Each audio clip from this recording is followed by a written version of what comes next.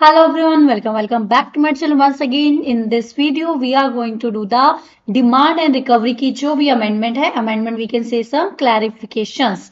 Demand and recovery हम already कर चुके हैं, like we are doing in the regular study material से. उससे रिलेटेड जो May 23 की सर्कुलर है, May 23 के रिगार्डिंग जो सर्कुलर है वो हम अभी करने वाले हैं. अगर आपको याद होगा, डिमांड एंड रिकवरी करते हुए मैंने आपको एक चीज बताई थी. क्या बोला था मैंने आपको? ये बोला था कि अगर अगर सेक्शन नंबर 73 एंड 74 में आपको चार्ज किया जा रहा है, पेनल्टी लगाई जा रही है, तो 122 की पेनल्टी नहीं लगेगी. मतलब अगर आप इस चैप्टर में पेनल्टी लगा रहे हैं तो 122 की पेनल्टी नहीं लगेगी. ये बात हमने देखी थी जब हमने पढ़ा था डिमांड एंड रिकवरी. अब बात आती है, पता कैसे चलेगा कि कब 73 एंड 74 को फॉलो करना है एंड कब 122 में पेनल्टी लगानी है. कब 73 एंड 74 को फॉलो करना है एंड कब आप लोगों ने 122 लगानी है, उसके रिगार्डिंग सम क्लैरिफिकेशन दिया गया है. मैं आपको एग्जाम्पल से समझाती चलूंगी एंड साथ साथ हम क्लैरिफिकेशन पढ़ते चलेंगे, साथ साथ हम क्लैरिफिकेशन करते चलेंगे. अब देखो, मान लो एक है पर्सन ए, एक है पर्सन बी, एक है पर्सन ए, एक है पर्सन बी. तो सिंपल सी बात क्या हुआ, जब ए पर्सन ने क्या करा, ध्यान से सुनना, ए ने क्या करा, इशू किया है इनवॉइस, इशू कर दिया, बट सप्लाई नहीं करी. इनवॉइस इशू कर दिया बट एक्चुअल में कोई भी गुड्स या सर्विसेज की डिलीवरी नहीं करी है. तो क्या हुआ, इनवॉइस जब आपने इशू कर दिया, गुड्स और सर्विसेज की डिलीवरी नहीं करी है, मतलब क्या है, जो आप फेक इनवॉइसेस का बिजनेस चला रहे हैं उसकी बात कर रहा है. इनवॉइस तो इशू कर दिया विदाउट सप्लाइंग द गुड्स और सर्विसेज, इनवॉइस इशू किया विदाउट सप्लाइंग द गुड्स और सर्विसेज. एक बात बताओ, क्या ये सप्लाई बनेगी? क्या ये सेक्शन 7 के अंडर सप्लाई बनेगी? नहीं, बिकॉज आपने गुड्स एंड सर्विसेज का डिलीवरी नहीं किया. सेक्शन 7 के अंडर तो सप्लाई नहीं हुई बिकॉज आपने गुड्स और सर्विसेज को कोई डिलीवरी नहीं किया. तो अल्टीमेटली जब सेक्शन 7 ही नहीं हुआ, सप्लाई ही नहीं हुई, तो सेक्शन नंबर 73 74 में कुछ भी नहीं चार्ज किया जाएगा. ए के पॉइंट ऑफ व्यू से बात करी हूं, इसको चार्ज किया जाएगा सेक्शन नंबर 122 में कि आपने इनवॉइस इशू किया विदाउट सप्लाइंग, आपने इनवॉइस इशू किया विदाउट ट्रांसफरिंग द गुड्स और सर्विसेज. इसको चार्ज लगेगा 122 में, बिकॉज जब सप्लाई ही नहीं है तो 73 74 में वो फॉल ही नहीं करेगा. बिकॉज 73 74 में हमने क्या देखा था, कब कब 73 74 लगेगा, जब आपने टैक्स नॉट पेड किया है, शॉर्ट पेड किया है, एरोनियसली रिफंडेड किया है, आईटीसी ज्यादा लिया है. Short paid, not paid, erroneously refunded, ITC ज्यादा, या फिर आपने कोई अमाउंट टैक्स के नाम पे कलेक्ट कर ली है बट आपने गवर्नमेंट को पे नहीं की है, वो केसेस में क्या आ जाएगा, 73 74 आ जाएगा. जो मैंने आपको एग्जाम्पल बताया उसमें इनवॉइस तो इशू किया, सिंपल इनवॉइस इशू किया, फेक इनवॉइस, जब सप्लाई ही नहीं करी तो अल्टीमेटली 73 74 की बात ही नहीं आ रही है. इसको पेनल्टी चार्ज की जाएगी सेक्शन नंबर 122(1) में. 122(1) में क्या बोला गया है, जब आप इनवॉइस इशू कर रहे हैं विदाउट सप्लाइंग द गुड्स तो आपको 122 में पेनल्टी चार्ज की जाती है. किसमें पेनल्टी चार्ज की जाती है? 122 में. 122(1) में पेनल्टी चार्ज की जाती है. उसके बाद अब आ जाइए बी के पॉइंट ऑफ से.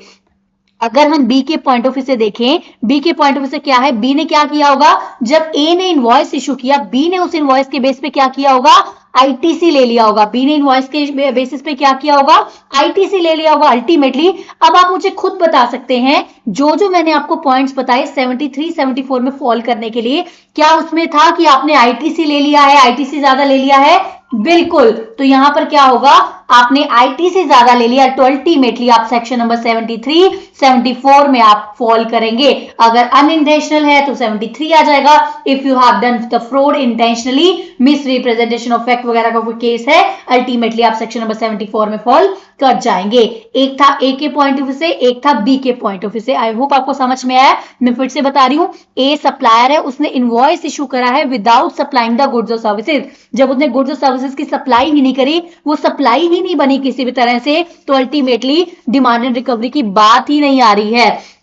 तो इसको पेनल्टी लगाई जाएगी सेक्शन नंबर 122 में, जो बोलता है अगर आपने बहुत सारे 21 केसेस दिए हुए हैं, उसमें से एक केस क्या कहता है, आपने इनवॉइस इशू किया है विदाउट सप्लाइंग द गुड्स और services, you have issued the invoice without supplying the goods और सर्विसेज। और अगर बी के रिस्पेक्टिव में देखिए, बी ने क्या किया होगा, ए ने जो इनवॉइस इशू किया फेक इनवॉइस, उसके बेसिस पे बी ने आईटीसी लिया होगा, मतलब जो परचेज वाला टैक्स है उसका बेनिफिट ले लिया होगा एक्स्ट्रा, तो उस केसेस में 73 74 आएगा, बिकॉज वहां पर सिंपल बोला गया है if you have ITC wrongly avail, या फिर ज्यादा आईटीसी आपने रॉन्गली अवेल किया है, तो अल्टीमेटली आपको 73 74 की पेनल्टी लग जाएगी। ए और बी केस फटाफट से देखते हैं ये क्या कह रहा है, सो दैट आपको भी क्लियर हो जाए कि हमारा कंप्लीट हुआ है। देखो, in case where A is the registered person who has issued the invoice to another person B without underlying the goods or services, मतलब सप्लाई नहीं करा, सिर्फ इनवॉइस इशू कर दिया, तो such transaction will be covered under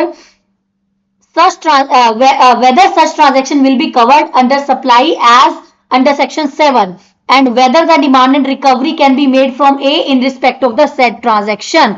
तो क्या बोला गया है, क्या डिमांडेड, क्या सप्लाई बनेगा, वो सप्लाई तो नहीं बनेगा, सप्लाई तो नहीं बनेगा, बिकॉज सप्लाई के लिए आपने क्या करने हैं, वो सेक्शन 7 वाले सारे पॉइंट्स देखने हैं, मेड और agree to be made, supply made और एग्री टू बी मेड, आपने कंसिडरेशन चार्ज किया in the furtherance of business है, ऐसा कुछ भी नहीं है, तो सिर्फ फेक इनवॉइस का केसेस है। तो क्या बोल रहा है, since there is only been issue of the tax invoice to B without underline the goods और सर्विसेज, तो अल्टीमेटली ये क्या है, सप्लाई तो नहीं बनेगी एज पर सेक्शन 7, सप्लाई नहीं बनेगी। अगर सप्लाई ही नहीं है तो अल्टीमेटली क्या हो जाएगा, नो लायबिलिटी अगेंस्ट, ए के अगेंस्ट कोई भी लायबिलिटी अराइज नहीं होगी, बिकॉज सप्लाई ही नहीं बनी, तो अल्टीमेटली ए के अगेंस्ट कोई भी लायबिलिटी राइज नहीं होगी। जब कोई लायबिलिटी ही नहीं राइज हो रही है तो आप उससे कोई भी डिमांड एंड रिकवरी नहीं करेंगे, डिमांड एंड रिकवरी नहीं करेंगे, तो 73 74 तो नहीं आएगा ए के केस में। तो बट वो क्या है, 122(1) जो पेनल्टी के सेक्शन है 122(1)(2), उसमें बोला जाता है अगर आप इनवॉइस इशू कर रहे हैं विदाउट सप्लाइंग द गुड्स और सर्विसेज, तो आप अल्टीमेटली यहां पर पेनल्टी के लायबल हैं। ये हम क्यों पढ़ रहे हैं, मैं फिर से बता रही हूं, ये सर्कुलर इसलिए आया बिकॉज वी हैड डाउट 73 74 कब अप्लाई होगा, 73 74 कब अप्लाई होगा एंड 122 की पेनल्टी कब अप्लाई होगी, बिकॉज हमने पढ़ा था जहां पर 73 74 में पेनल्टी चार्ज की जा रही है उससे 122 मतलब और कहीं भी पेनल्टी चार्ज नहीं की जाएगी, और कहीं भी पेनल्टी चार्ज नहीं की जाएगी। अब सेकंड पॉइंट है बी के रिस्पेक्टिव की पॉइंट हो रही है, आ जाइए बी के रिस्पेक्ट में ये क्या कह रहा है, a registered person A has issued the invoice to B without supplying of goods और सर्विसेज। बी ने क्या किया, बी ने अवेल किया ITC on the basis of the invoice, तो बी ने फर्दर इनवॉइस इशू करा है, B further issues the invoice along with the supply of the goods. क्या बी लायबल है, 73 74 में, क्या बी लायबल है, सिंपल सी बात है बी लायबल है, बिकॉज बी ने क्या किया, आईटीसी ज्यादा अवेल किया है without receiving the goods. Section number 16(2) में हम पढ़ेंगे आईटीसी लेने की कुछ कंडीशन होती हैं, आईटीसी लेने की कुछ कंडीशन होती है, वो क्या बोलता है, वो ये बोलता है कि अगर आपने आईटीसी तभी लेना है जब आपने गुड्स और सर्विसेज को रिसीव कर लिया है, बट इस केस में फेक इनवॉइस है, गुड्स और सर्विसेज की डिलीवरी नहीं है, तो अल्टीमेटली इस पर्सन ने क्या करा, सेक्शन नंबर 16(2) का वायलेशन किया। जैसे ही उसने सेक्शन नंबर 16(2) का वायलेशन किया वो फॉल कर गया आईटीसी रॉन्गली अवेल्ड में, 16(2) में बहुत सारे कंडीशन है, आपके पास इनवॉइस होना चाहिए, गुड्स मिल जानी चाहिए, पेमेंट के केसेस बहुत सारे हैं, जिसमें से एक कंडीशन ये थी कि आपको गुड्स और सर्विसेज का रिसीव हो जाना चाहिए। यहां पर गुड्स और सर्विसेज का रिसीव नहीं हुआ तो अल्टीमेटली 16(2) के हिसाब से आपको आईटीसी नहीं लेना चाहिए था, बट आपने आईटीसी रॉन्गली अवेल किया, जो कि हमने पढ़ा था सेक्शन नंबर 73 74 पढ़ने से पहले। If you have availed the wrongly ITC, wrong ITC आपने अवेल किया है तो आप 73 74 में फॉल कर जाएंगे, 73 74 में फॉल करेंगे, अलोंग विद द इंटरेस्ट आपको देना पड़ेगा। Further as per the provision of 7513, section number 7513 क्या बोलता है, if the penal action for the ITC has been taken under 74 no penalty for the same can be imposed under 122। Simple सी बात है, मैं फिर से बार बार वही बात रिपीट कर रही हूं। अगर आपका 73 74 में चार्ज हो गया है तो आपको 122 की कोई भी पेनल्टी नहीं लगने वाली है, कोई भी penalty. No penalty for the same act for the said fraudulent availment of ITC can be imposed on the B, because जब आपने यहां पर पेनल्टी लगा दी है तो अल्टीमेटली 122 में कोई भी पेनल्टी नहीं आएगी। आई होप आपको ए और बी पॉइंट्स अच्छे से समझ में आ गए होंगे। अब मेरी बात ध्यान से सुनना, अब मेरी बात ध्यान से सुनना। क्या ये केस सिर्फ दो पर्संस के बीच में होता है या इसकी चेन चलती है? इसकी प्रॉपर एक चेन होती है। ए ने बी को किया, ए ने बी को किया, बी ने फर्दर सी को किया। जब ए ने बी को किया तो वो ट्रांजैक्शन तो हमने देख ली, ए के पॉइंट ऑफ व्यू से क्या बनेगा, बी के पॉइंट ऑफ व्यू से क्या बनेगा।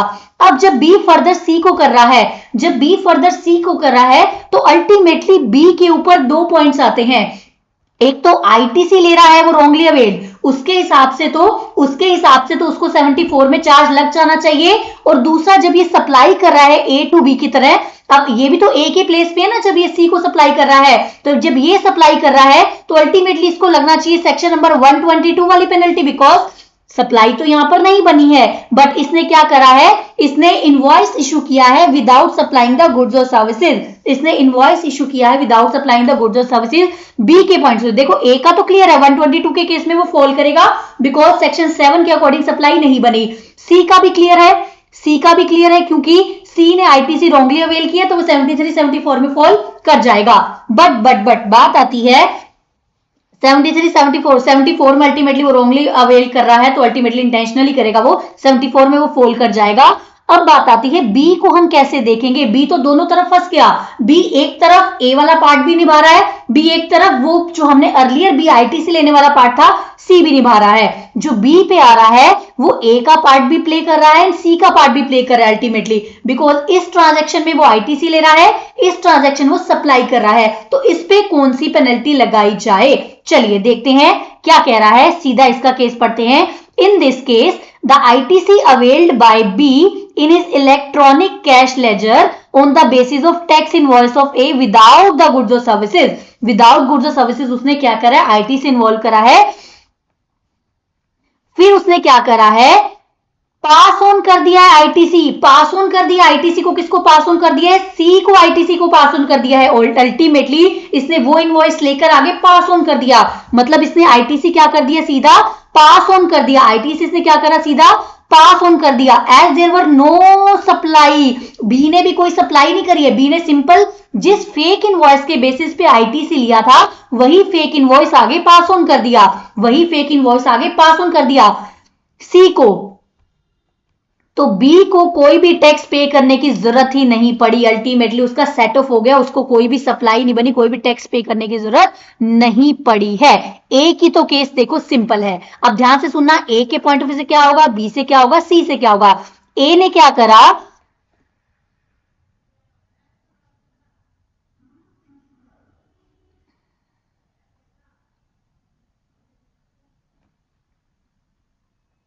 बी ने जो सी को इनवॉइस दिया, बी ने जो सी को इनवॉइस दिया उसमें भी कोई सप्लाई नहीं थी, बी ने जो सी को इनवॉइस दिया उसमें भी कोई सप्लाई नहीं थी। तो वो क्या कह रहा है, देखो ए और सी का हम ऑलरेडी पढ़ चुके हैं। ए ने तो सिंपल सी बात है 122 की पेनल्टी आ जाएगी बिकॉज इसने विदाउट सप्लाइंग द गुड्स और सर्विसेज क्या किया है, इनवॉइस इशू किया है, इनवॉइस इशू करा है, फेक इनवॉइस इशू करा है, सेक्शन नंबर 122 में पेनल्टी आ जाएगी। सी का केस वेरी क्लियर है, सिंपल सी बात है, ये अल्टीमेट इसने आईटीसी लिया है रॉन्गली तो अल्टीमेटली 74 में फॉल कर जाएगा। कंफ्यूजन थी हमें बी के पॉइंट ऑफ से, बी के लिए क्या कह रहा है, बी ने क्या करा है, गुड्स और सर्विसेज नहीं करी, अल्टीमेटली फेक इनवॉइस के बेसिस पे जो आईटीसी लिया था वो आईटीसी पास ऑन कर रहा है। अल्टीमेटली क्या कर रहा है, ये आईटीसी पास ऑन कर रहा है, इसके ऊपर कोई भी टैक्स की लायबिलिटी नहीं बनती है, इसके ऊपर कोई भी टैक्स की लायबिलिटी नहीं बनती है, तो अल्टीमेटली हम इससे डिमांड एंड रिकवरी भी नहीं कर पाएंगे। तो बट इसको डिमांड एंड रिकवरी भी नहीं कर पाएंगे। अब देखो क्या कह रहा है, there is no demand and recovery either the ITC wrongly availed by B or the tax liability of the outward by B to C is required to be made by B under the 73 और 74। But B को हम 122 1 की penalty भी लगाएंगे, 122 1 7 की penalty भी लगाएंगे। 122 1 जो 122 1 2 क्या कहता है, आपने एक तरफ तो सप्लायर का पार्ट प्ले कर रहा है, इनवॉइस इशू करा है इसने विदाउट सप्लाइंग द गुड्स और सर्विसेज, और दूसरी तरफ इसने आईटीसी रॉन्गली अवेल किया है। आईटीसी जब इसने अवेल किया है एक्चुअल रिसिप्ट के बिना आईटीसी रॉन्गली अवेल किया है, तो इसको 122 में वहां भी पेनल्टी लग जाएगी। कंफ्यूजन है तो एक बार फिर से क्लियर कराती हूं क्या था सर्कुलर और हम क्या पढ़ना चाह रहे थे। सर्कुलर था, सिंपल सी बात है, ए ने इनवॉइस इशू करा है बी को, ए ने इनवॉइस इशू करा है बी को विदाउट सप्लाइंग द गुड्स और सर्विसेज। अब ए ने जब इनवॉइस इशू करा है तो ए ने अल्टीमेटली सेक्शन 7 के अकॉर्डिंग सप्लाई नहीं बनी है। रीजन बिकॉज सेक्शन 7 की कंडीशन पूरी नहीं हुई है तो सप्लाई नहीं बनी है। बट इसने क्या करा, कुछ फेक काम करा है जिसके लिए इसको पेनल्टी लगेगी सेक्शन नंबर 122 1 में। तो क्या बोलता है, जब आप इनवॉइस इशू कर रहे हैं विदाउट सप्लाइंग द गुड्स और सर्विसेज तो 122 में पेनल्टी इसको लग जाएगी। अब बी का क्या केस था, बी ने अल्टीमेटली ए के फेक इनवॉइस की वजह से क्या किया होगा, आईटीसी रॉन्गली अवेल किया होगा। जब आईटीसी रॉन्गली अवेल किया है मतलब ये टैक्सेबल पर्सन है, इसके ऊपर हम लायबल है रिकवर करने के, जो हमने केसेस पढ़े थे। ITC wrongly avail, tax not paid, short paid, erroneously refunded, ITC wrongly availed भी उसमें एक पॉइंट था। जब आईटीसी आपने रॉन्गली अवेल किया तो 73 74 के आपके पॉइंट लग जाएंगे, 74 का आपको यहाँ पे पेनल्टी लग जाएगी। सेम एज अगर ये चेन होती बी टू सी भी जाता, सी का केस भी हमें क्लियर है बिकॉज सी अब बी की जगह आ गया, बट बी ने दो पार्ट निभाए हैं यहाँ पे, B is playing the two role, B is playing the supplier का रोल भी, B is playing the recipient का रोल भी। अल्टीमेटली सप्लायर के पॉइंट ऑफ व्यू से हमें क्लियर है, इसको 122 1 2 की पेनल्टी लग जाएगी विदाउट सप्लाइंग द गुड्स और सर्विसेज। बट क्या इसको आईटी के लिए हम 73 74 में चार्ज करेंगे? नहीं, बिकॉज इसने क्या करा है आईटीसी लेके आगे वो रॉन्गली पास ऑन कर दिया, लेकर आगे पास ऑन कर दिया है, तो अल्टीमेटली इससे हम रिकवर नहीं करेंगे बिकॉज इसके ऊपर रिकवरी का कोई पॉइंट बनता ही नहीं है। इसने खुद यूटिलाइज ही नहीं करा जो हम इससे रिकवर करें, इसने जस्ट पास ऑन किया है। तो दोनों की दोनों पेनल्टी इस केस में, जब चेन वाला केस है, दोनों की दोनों पेनल्टी इसके ऊपर लगेंगी सेक्शन नंबर 122 वाली। आई होप आपको ये समझ में आ गया होगा। यहां पर हमारा कंप्लीट हुआ डिमांड एंड रिकवरी का जो भी अमेंडमेंट था, एक सर्कुलर था, जस्ट क्लैरिफिकेशन था। I hope you guys are done with the same. आपको समझ में आया है, क्लियर हुआ है तो कमेंट सेक्शन में कमेंट करके मुझे जरूर बता दीजिएगा। चलिए अभी मिलते हैं next time, will be doing next lecture as usual live. जो अमेंडमेंट लेक्चर्स हैं वो मैं एज इट इज वीडियोस में अपलोड कर रही हूँ, बट जो बाकी हैं वो लाइव ले रही हूँ। बट इसके बाद एक बार जब हम full course from the study material पूरा कर लेंगे उसके बाद हम डेली लेक्चर अपलोड करेंगे रिवीजन के। मैराथन भी हम साथ साथ कर रहे हैं, चलते हैं मिलते हैं next time. Till then bye bye, take care, all the very best, God bless you all.